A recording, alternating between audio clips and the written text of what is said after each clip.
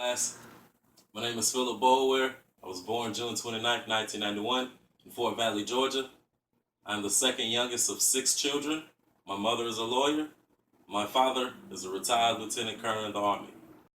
I had parents that were very musically inclined and loved music very a lot because they've seen a lot of the world, traveled a lot of the world, so they're very cultured people. So they never really limited their taste to just one sound or one genre. And sometimes I'd be lost trying to figure out what in the world they're listening to. When I got to high school, I realized I was a bit of an oddball. Like I fit in, but I kind of would not really like doing other things that the other kids my age and my peers would like to do. So, and I kind of really wanted to settle with my independence. So, I was taught obviously work is a better source of a way to get income and to ventilate and take your mind off of any and everything if you got idle time on your ass. So, started working. I got a job at Six Flags where I later on started supervising within just the matter of started supervising at Six Flags in just a matter of months of working there. So that was very exciting for me, only being at the age of 16 years old. That was very exciting, actually. As well as songwriting. I was very active while I was in high school, just kind of behind the scenes and just not really being vocal to many people about anything and everything that I've done. But I did a lot of songwriting while in high school. Was fortunate enough to work with a few artists. Some were signed to major labels and pop artists, R&B artists at the time. Unfortunately, none of them never charted on Billboard except one single, actually. Proud about that one single. Graduated my high school.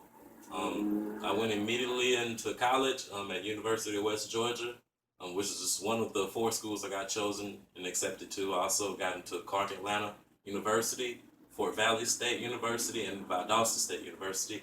However, I wanted to be somewhere that was reasonably priced and distant enough to be not too close, but close enough to my family. So I decided to go to University of West Georgia, where I went in for my degree of mass communications, which kind of coincided and went into broadcasting and journalism, radio, things of that nature. Upon this actual getting into school, I slowly drifted away and lost focus due to the success of me DJing at the time, actually, coincidentally, and being still successful, maintaining my job at Six Flags while I was still supervising at the time. I mean, it was definitely a fun experience. I'd say that much. I got to tour with wonderful Grammy-winning artists such as T.I., Bone Thugs and Harmony. I got to work with them. Got to work with a lot of people and tour with people. I actually was the official DJ of a record label that was under development under Grand Hustle, which is T.I.'s label at the time, which was ran by his current A&R as well as his cousin, which is an artist under him on his label as well. That deal never took off, and obviously, some people kind of elevated while some never took off as well. That ordeal, not throwing any shots. Um, and ultimately I had to disperse myself from there and remove myself from the situation because I noticed that their work ethic would only increase when he is out of jail, not incarcerated, or actually around to supervise them. And once I realized that, and there's family amongst them, so once I realized their loyalty is obviously with their family, I didn't want to put anyone in a situation to where I was just a guy leeching on. So I had to move on from my own into college. I was placed on academic probation and just never wanted and desired to re-register.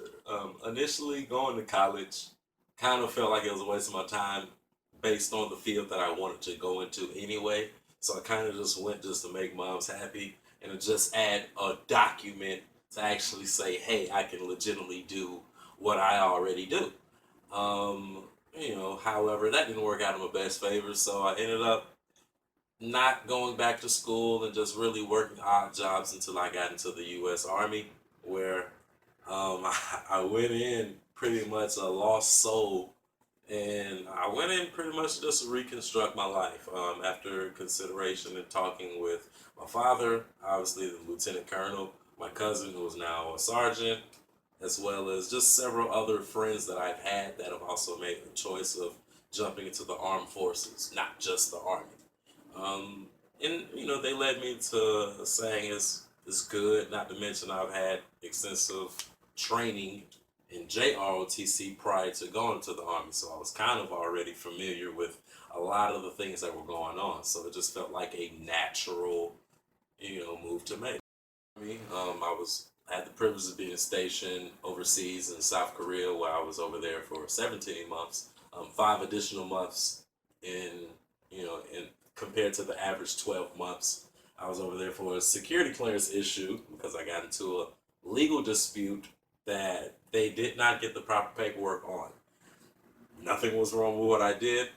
However, they just didn't get the dismissal form, which sucked, but was definitely fun to stay over there a little bit longer.